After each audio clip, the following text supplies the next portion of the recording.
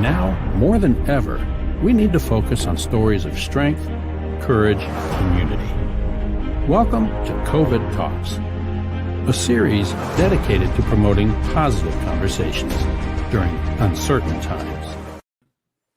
Good evening, everyone, and welcome to our 14th episode of COVID Talks, Positive Conversations During Uncertain Times. My name is Anthony Rapp of PRecision LLC, and I'll be your host for the evening. For those of you watching us live, first of all, thank you for tuning in.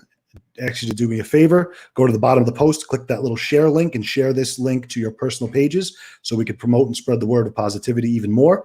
If you tuned into the podcast, thank you for listening. Thank you for downloading. We greatly appreciate it. Tonight, we have a great show. We have financial expert Benny Umbra of Potter and LaMarca with us, who's going to be answering questions related to business, taxes, and finance. There's a lot of misinformation, or I should say a lot of information. You know, it seems like every day we're getting an email or we're getting something through the media that's saying, here's what to do if you're a small business. Here's what to do if you're an individual. Here's how to file taxes. Here are the repercussions. The reality is the message is mixed and it's everywhere. So hopefully Benny's going to be able to distill all of that information into something easy to digest and actionable items for you to actually implement. Before we get into that, we're going to begin as we always do. We're going to begin with our positive news of the day, our COVID news headlines. First headline of the evening. So Mayor Bill de Blasio visited Staten Island with Borough President James Otto, and they visited the West Brighton Hospital of Rumsey and delivered much needed PPE equipment to all the hospitals and all the first responders. And that took place yesterday.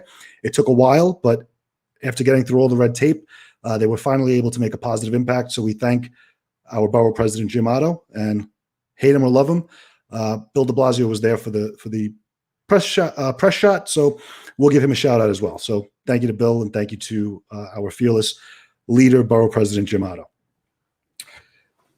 And talking about the mayor, recently the mayor announced that as soon as the boroughs, the states, and the world is open once again, he's going to plan for a parade, a ticker tape parade for all of our first responders after COVID-19 has been defeated and after the world has returned to normal, similar to what they do for baseball parades, football parades, etc. So we hope to see this day come to fruition, because there's no one more deserving of a parade or of recognition or of honor than our first responders who are out there every day. And our third piece of news today. So we've been hearing about the antibody testing. We've been confused because it's been coming across through different channels, different messages. But as of yesterday, the antibody testing has begun on Staten Island, at the Met Food supermarket in Westerly on Highland Boulevard. And the antibody test, what it's designed to do is basically take the blood and take samples from people who've been infected and see if there's a way in which they have the antibodies for the coronavirus, and then leverage that, use that, send that off to medical facilities and research facilities to eventually create what we hope will be a fast and quick vaccine. Quick note, they say that the state of New York is looking for 3,000 tests to be given. So that's basically what they're calling the sample size. So 3,000 is the mark in order to get a large enough sample size of people and see whether or not the antibodies are available and can work and can be used in mass production and sent to those who are affected and those who can just get a vaccine. And our last headline of the day, quick shout out to my beautiful wife, Emanuela, and my baby, Anthony Frank. So today is my 2-year wedding anniversary. And the fact that I'm sitting in my office right now doing this is probably not what my wife wants me to be doing, but I just want to give her a shout out, tell her I love her. She's a great wife, an amazing mother, and I am truly blessed to have her in my life. All right. So 2 quick PSAs before we get into our headlining guest, Mr. Benny Umbra. Ways to keep in touch with us. If you're interested in following us, we invite you to look at us at Facebook at COVID Talk. Check out our website, covid-talks.com. That's where all the live streams will be, as well as all past episodes. Check us out on YouTube at COVID Talks. And the broadcast each night is also turned into a podcast. So shout out to anybody listening to us on the podcast. You can download that on iTunes and on Spotify. If anyone you know or you yourself are interested in being a guest, we ask you to simply send us an email, info@prcision.com, and we'll review those emails. I know Vito Canena, one of our biggest supporters. Vito, if you're there, shout out to you. Vito always sends us great guests, and we're working hard to get some of his guests on the show. And we also want to invite you to tune in tomorrow night. Tomorrow night at 7, we have the creators of what started off as a grassroots campaign, but then what got national fame and national acclaim, and more importantly, national funding. We have with us the Go in Your Purse for a Nurse campaign creators, Lorene and Dr. Salin Delcato, and their daughter and son-in-law, Mike and Justine Cortese. So they'll be with us tomorrow night. And our last piece of information, immediately following this broadcast, we encourage you to check out a webinar being hosted by our friend, Councilman Joe Borelli. He'll be joined by Phil Guarneri of Empire State Bank, along with attorney Mr. Brendan Lantry. They will have a webinar discussing specifically how to navigate the business banking loans. So you could check them out on Councilman Borelli's page. It's facebook.com/NYC Borelli.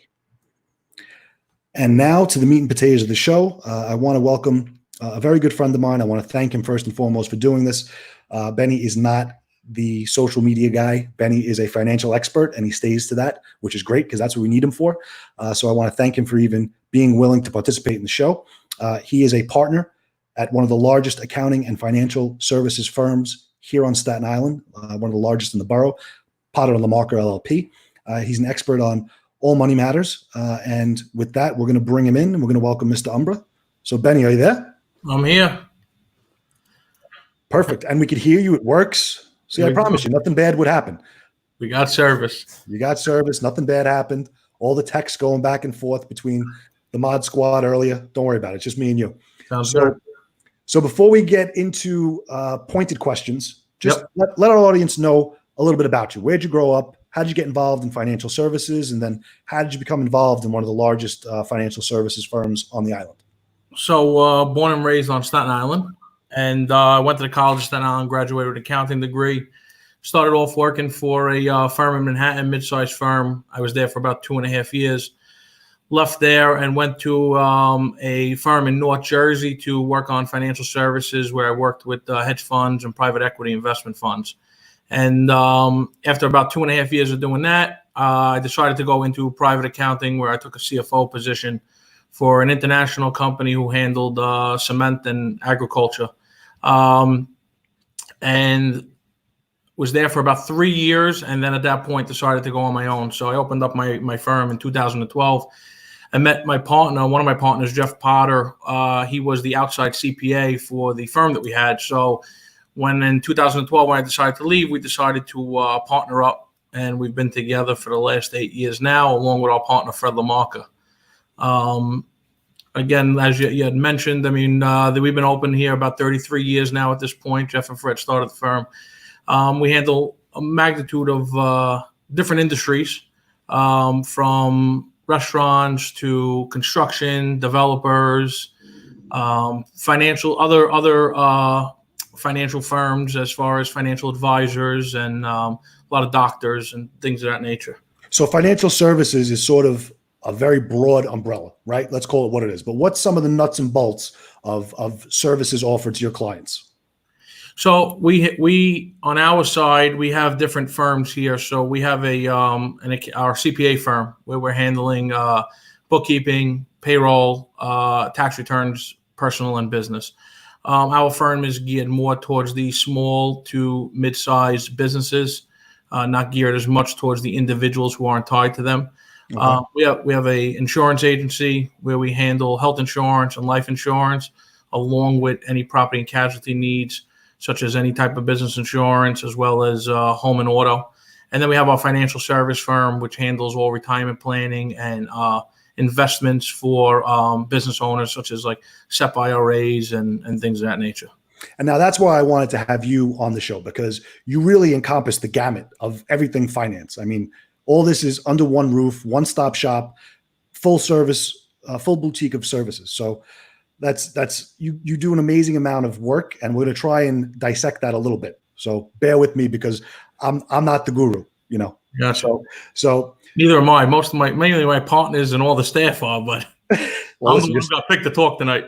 Your staff is incredible. So that's actually one of the first questions. So obviously the world is closed, businesses are closed, but you handle hundreds, if not thousands, of clients on a daily basis. So twofold. How are you keeping your staff safe, and how are you maintaining the expectations and doing work for your clients who right now need you more than ever?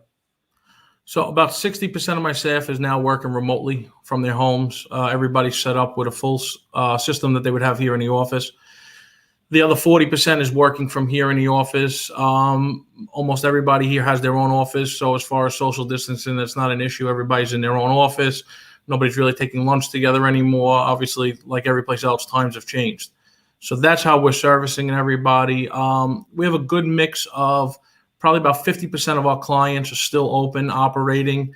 Some of them. That's good news. Yep, that's good news. Although some of them are operating on a smaller scale, they're still operating. Some of them have not been affected at all. Some of them are actually doing better during this time, especially some of our clients that are in the trucking industry, who are hauling goods for various industries. As far as our clientele that's closed, most of what we're doing with them right now is assisting them, answering their questions, obviously, helping them with planning for now and when they reopen, helping them with applications for their or various loans between the SBAs, what the states and the cities are offering as far as grants and loans go. So we're going to get into that because that's important, and I want to make sure we get that out there. But you were talking about the financial services and the tax portion. So as a small business owner myself, we all know that the tax deadline has been pushed back to July. Yep. Well, at face value, that seems great, right? Wow, we're getting 3 months. But the reality is that, are there any ramifications? What does that mean from a business standpoint as far as projections, projected earnings, how you're saving, how businesses are going to move forward? So they've deferred the payment, but from a business standpoint, what are you seeing and how do you think a business should handle it? Because it's not, we're just going to pay it later. It's going to somehow affect day to day when the world is open. So what's your opinion on that? Well, it is good in on one side, like you said. It's good because everybody has more time. And for the businesses that are closed right now, they needed that time. What a lot of people don't understand is it got extended after the March 15th deadline. So most of the business returns were already done, filed, and paid. So it helped people on the individual side and helped individuals who are tied to those businesses pay. So it does give you more time if your business is closed right now and you needed those funds to help you make those payments. Obviously, the extension is great. As far as how is it going to be negatively affected, one of the biggest things we see that everybody needs to understand is normally you have your first quarter estimates that are due personally. You have your second quarter estimates that are due personally. And now you're going to have your July 15th, which would have been your April 15th, either payment or estimate payment. So you're going to have 3 payments now, all due within 15 days of each other. And that's going to be coming out of a time when businesses are hopefully opening up by May 15th, but realistically, probably more like June 1st. So you're going to have about 45 days to get all of your payments in for all your estimates, first quarter, second quarter, and whatever would have been due on April 15th. That's where the negative comes in. I mean, that's something no one's talking about. I'm not going to make you do it, but I almost want you to say that again. But basically, you're going to owe 3 payments within 45 days as a small business owner, more or less. Yes. 3 payments. I'm sorry. When you say 45 days, if everybody opens up by June 1st, I'm saying about 45 days from now, because obviously it's due July 15th. Correct. So within the deadline, I'm sorry, not to put I didn't say 45 days. You're going to have 3 payments due, first quarter, second quarter, and your normal April 15th deadline payment, all going to be due around that same exact time, within 15 days. The states have not extended the second quarter payment yet, so it's still June 30th. But if it is extended or if it's not, that's why I'm saying all within that 15-day period, you're going to have 3 payments due. So now to me, again, small business owner, not the finance guru, but it seems like that's going to, while it sounds good now, it could cause a bottleneck or a problem with cash flow, problem internally with a business who's thinking it's deferred.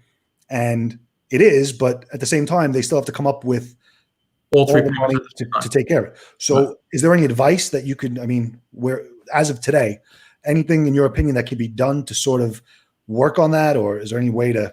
If you're still open and you're operating, save for it.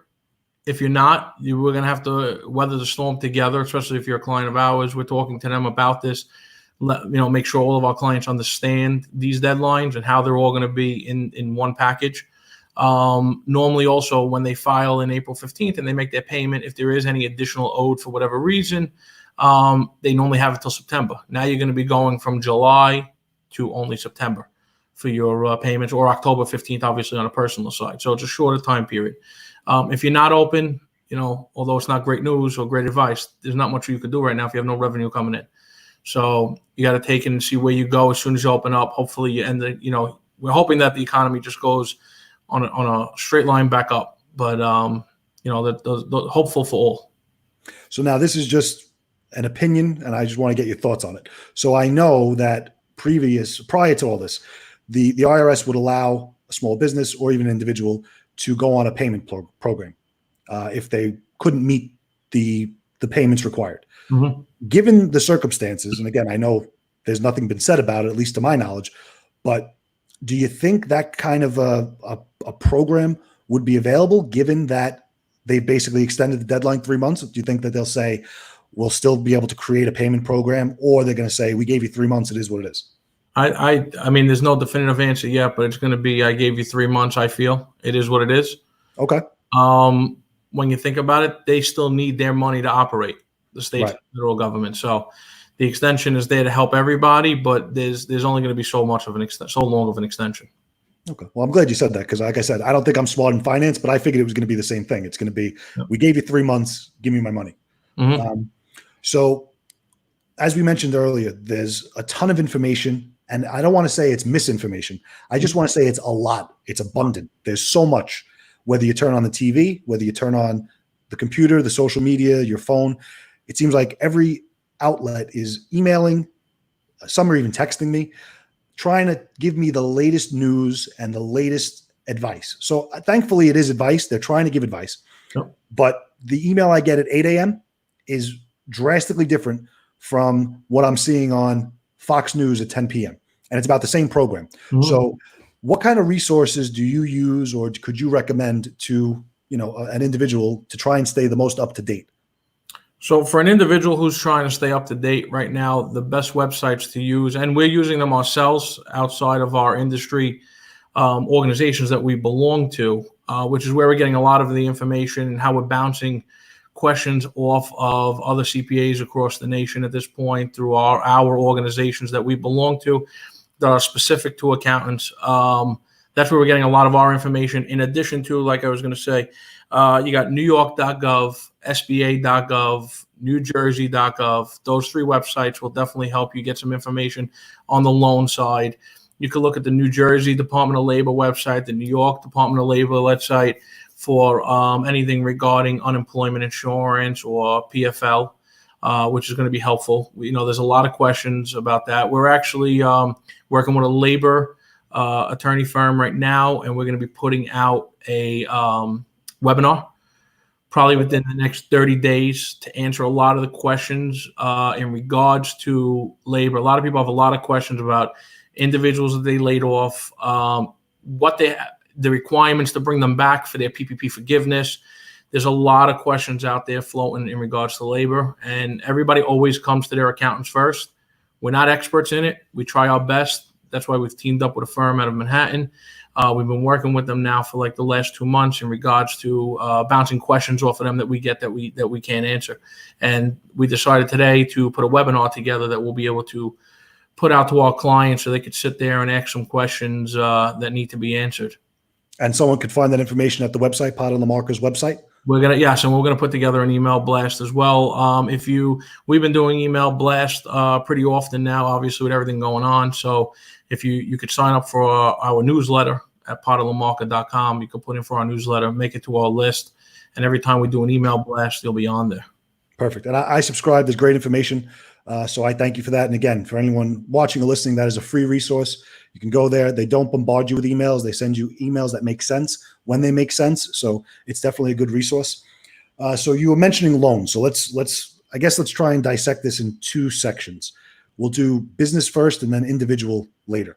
So from a business standpoint, the loans and all these relief and all the aid is being given at what I guess is as fast as they can go, right? So we can't fault the government. They're doing what they can, whether we agree or don't. They're doing the best that they possibly can given the circumstance. Right. But one thing that they're not really talking about, they're telling you how you can get it, and then they tell you the money runs out. So forget about the money running out. My question is, how does the loan or any of these programs if I take it now, how does that affect my business, and what does it look like on my books next year?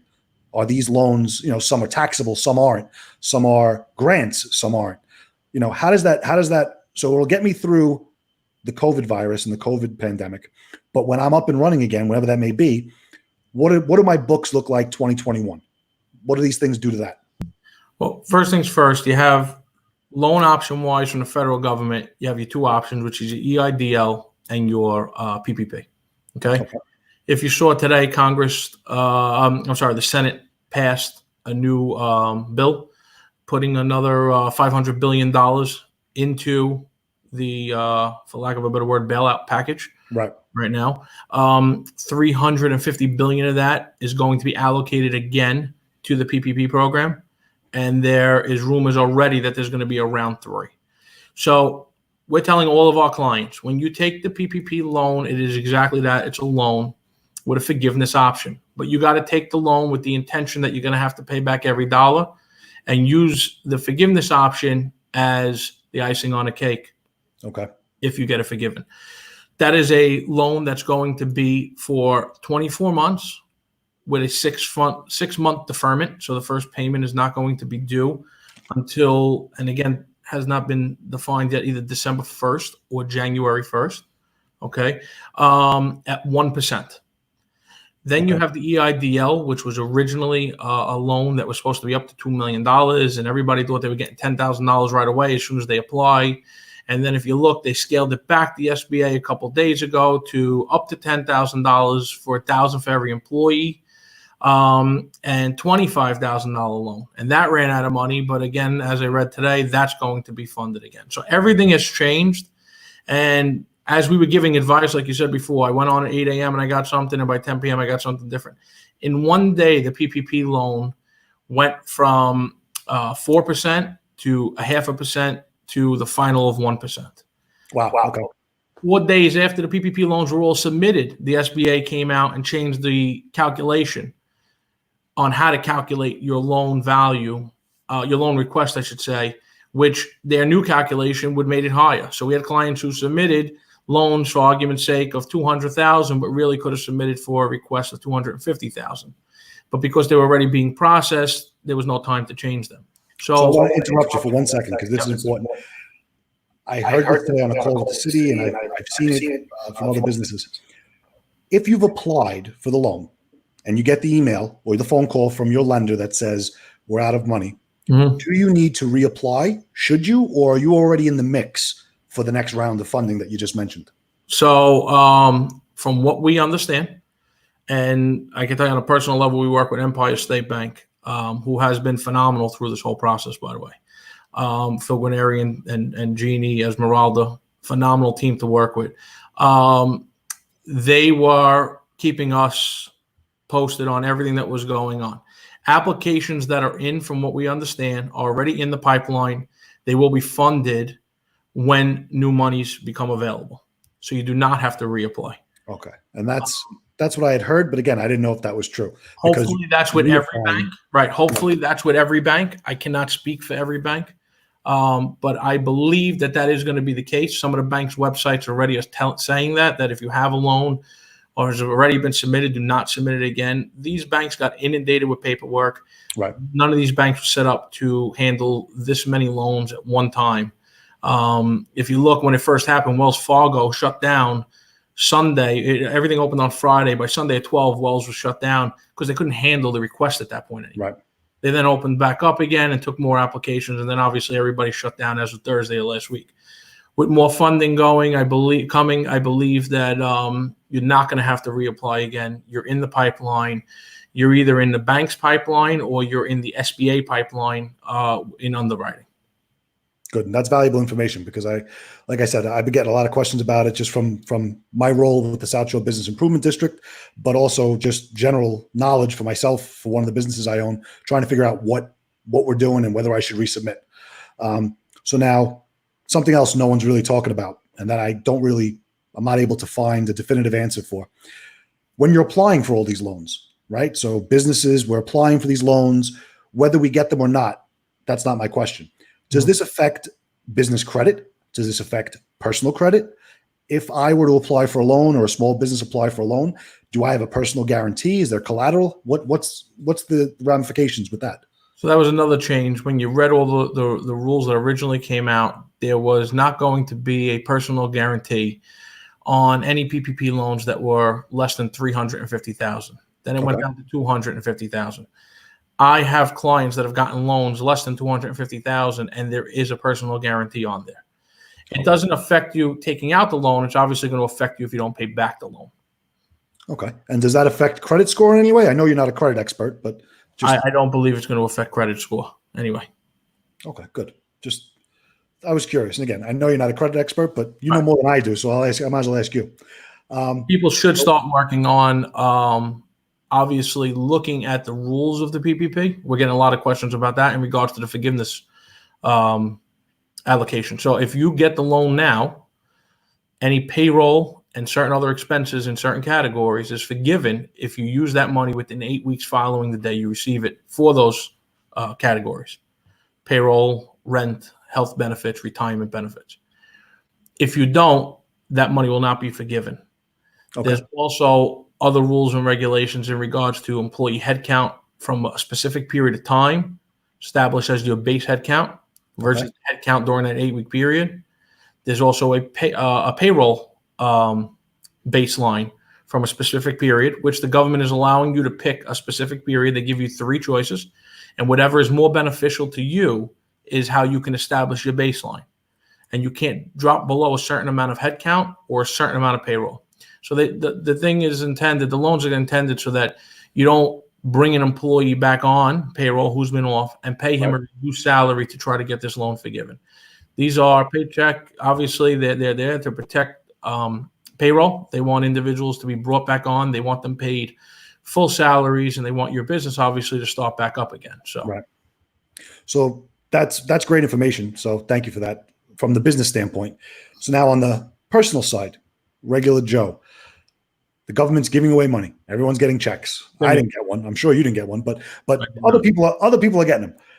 What are the ramifications for tax purposes? Are there any? Is it literally just a gimme? Is it something where it's going to be reported, recorded, and taxable next year, or how? What are the loopholes or just the restrictions on receiving the stimulus checks? It's a gimme. They're giving you the money, to stimulus the economy. I mean, they want you to take that money and obviously spend it in some way in your economy to get everybody up and running. Once everybody's up and running, that's what the money's there for.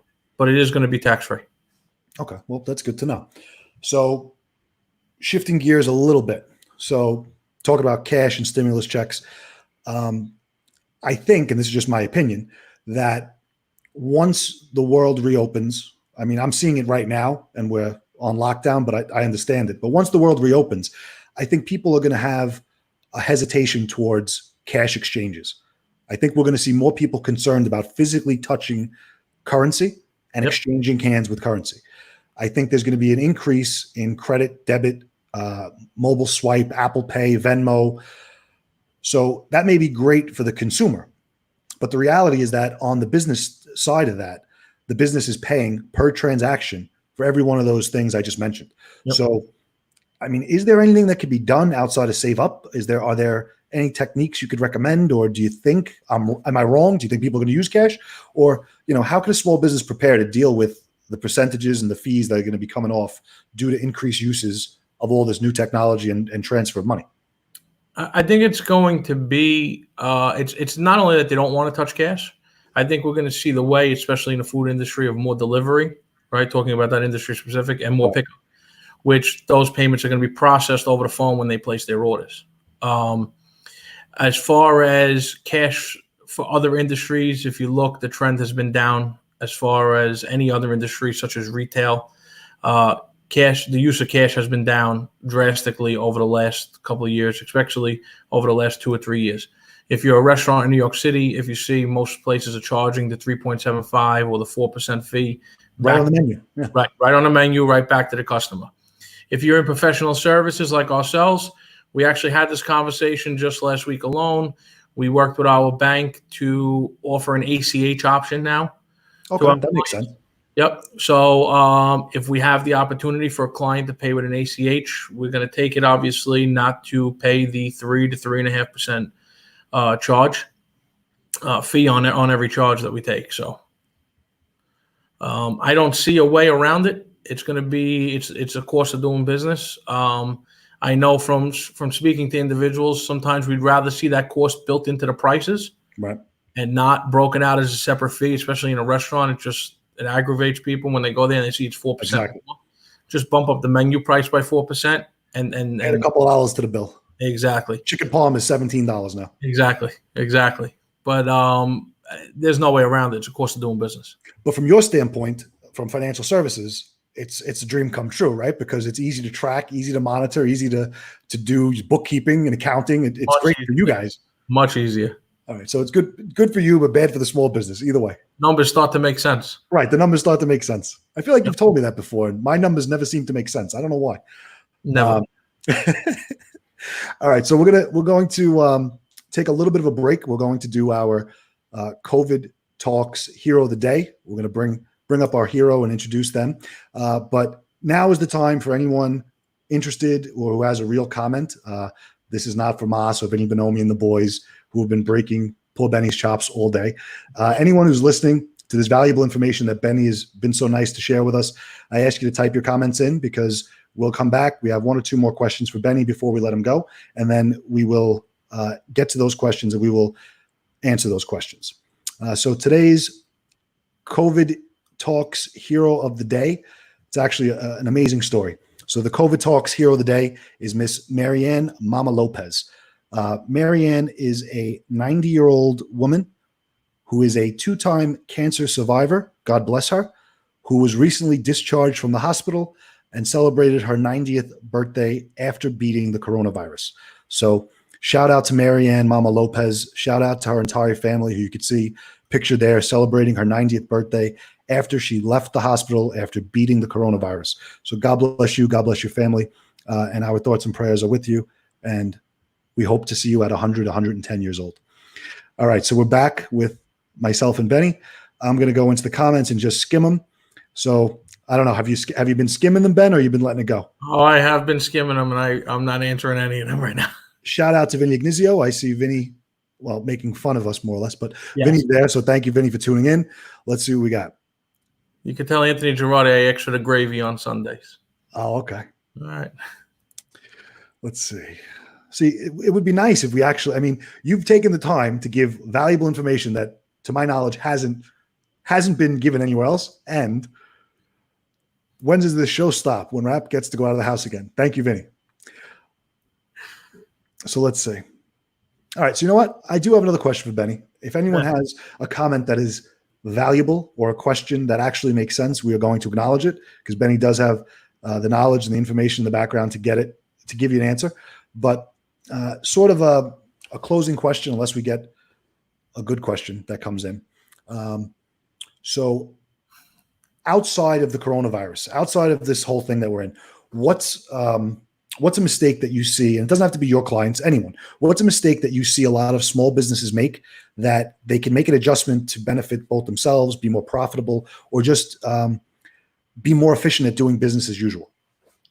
So one thing that we always talk to people when they're coming on board, one of the biggest topics is having everybody on payroll. And we talk about that for so many reasons, from liability standpoints of tax liabilities and injuries and things of that nature. And these PPP loans, because we received a lot of phone calls from clients that aren't ours, that were referred to us by other clients, which we really do appreciate. A lot of the questions that come in are, I have 7 people that work for me. I have 3 on the payroll, 4 off the payroll. They can't collect unemployment. How is this going to affect my PPP? Well, you're only getting a PPP for anybody who's on a payroll. And the 4 in that example that are off the payroll are not collecting unemployment. It just leads to so many bad things down the road. And we tell our clients all this all the time, and anybody who's looking to come on board. If they get hurt on the job and they're not on a payroll, you have an issue at workers' comp. If they get fired and they try to collect unemployment, they can't, because they're not on a payroll. And we're laughing at the comments that are coming in. Yeah, that's why. Stop looking at them. Yes. So and then obviously, if you don't have people on a payroll, you're not entitled to these PPP loans. So we recommend anybody who's coming on board with us, and we tell everybody you have to do it right. You have to get these individuals on a payroll. You have to protect yourself in so many different ways. And payroll taxes, in case people don't know, you're personally liable for them. So not only is it a criminal offense, but you'll also have a bill that will follow you for the rest of your life if you don't have the payroll done correctly. All right. So after sifting through all the nonsense, I actually have two good questions. So the first up is our friend Vinny Bonomi. So can a full-time worker who is made part-time get unemployment? They can apply for partial unemployment, yes. So they can apply for partial unemployment. Yes. All right. And Billy Spezia has a good question. So, and you may not know the answer, but it's a good question, Bill. How does the SBA figure the amount of an EIDL? Like I had mentioned earlier in the show, that was originally supposed to be a $2 million, up to a $2 million loan. And if you go on the SBA's website, as of yesterday, it's now a $25,000 loan with a $1,000 grant, which will be refinanced into your PPP loan if you took one, of $1,000 per employee up to $10,000. So we don't have a definitive answer yet on how they're going to figure the amount of the EIDL, but we believe that it's going to be based on an application, and we also believe that it's going to be based on a loss of revenue. Again, it's our beliefs from the interpretation that we've gotten so far. Perfect. All right. So with that, it is 7:36. I'm going to thank you once again, Benny, for being with us. I really appreciate it. Anyone watching live, anyone who's going to be listening to the podcast later, please follow them, Potter on the Marker LLP. You can Google them, sign up for their newsletter. They're putting out great content. Benny, I'm going to ask you I'm going to pull you down, but I'll be with you in a minute. Real quick, congratulations on your anniversary. I remember that one.